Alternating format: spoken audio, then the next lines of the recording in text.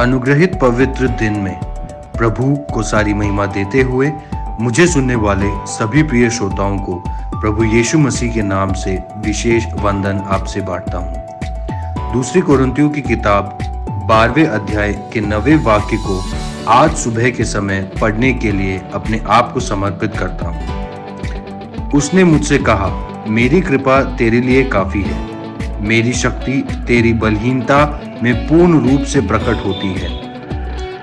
तब पौलुस इस प्रकार कहता है, मसीह का सामर्थ मुझ पर छाया रहे, इसलिए मैं बड़ी खुशी में अपनी दुर्बलता पर गौरव करूंगा।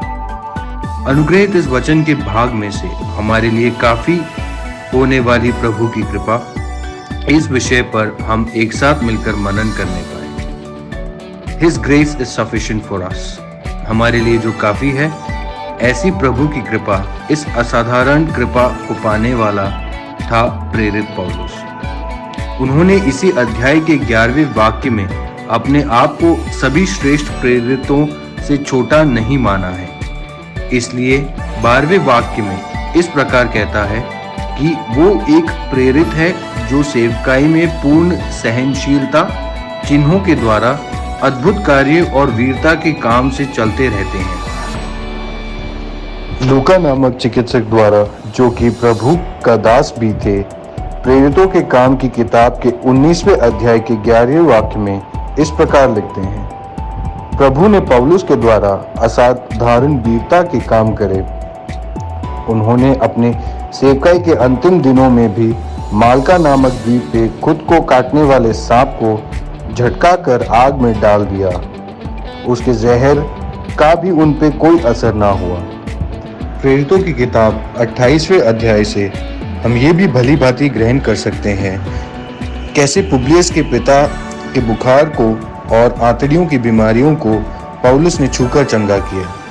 इतनी बातों को यहाँ स्पष्टता से करने के बावजूद इसी पौलुस ने अपने शरीर की बेड़ियों से उद्धार पाने के लिए 3 बार प्रभु से प्रार्थना करी। इस बात पे जब हम गौर करते हैं, आसपास और दुनिया में जो जब वीरता के काम करता है और जब पहली बार प्रभु से प्रार्थना करते हैं, दूसरी बार भी वह इसी प्रकार प्रार्थना करता है।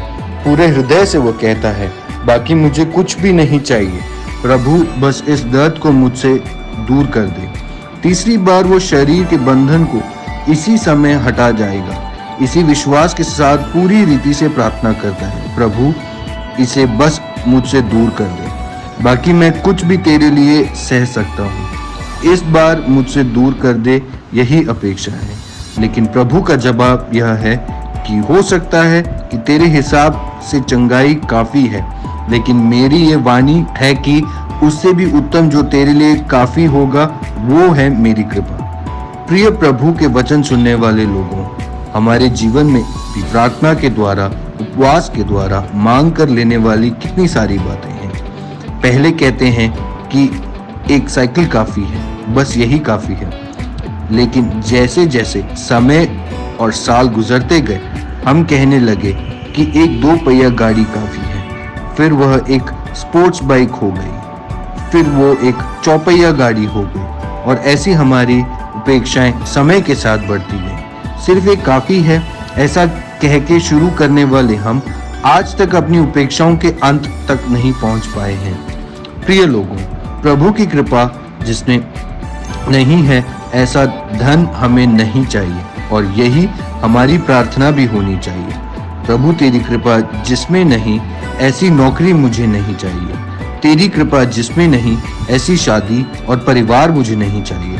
प्रभु की कृपा जिसमें नहीं, ऐसी पढ़ाई मुझे नहीं चाहिए, बल्कि कृपा से भरी बातें, कृपा से भरा जीवन, कृपा से भरी सामाजिक चाल चलन, कृपा से भरी उच्च शिक्षा, प्रभु की कृपा से भरी योग्यता, सिर्फ ये मेरे लिए काफी है।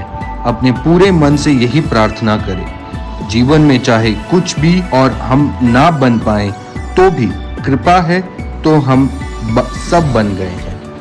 मुझे सुनने वाले श्रोता, जीवन के हर एक अनुभव में आज की सुबह आप निराश हो सकते हैं, परंतु निराश ना होकर और ना ही टूटकर कृपा चाहिए, सिर्फ कृपा ही काफी है। प्रभु ऐसी प्रार्थना करें। तब तक असाधारण प्रभु के काम अपने जीवन में अनुभव करेंगे और वही हमारे लिए काफी है। वैसी कृपा प्रभु हम पर बरसाने पाए, ये प्रार्थना करते हुए कल फिर से सुनने तक प्रभु आपको अनुग्रहित करे।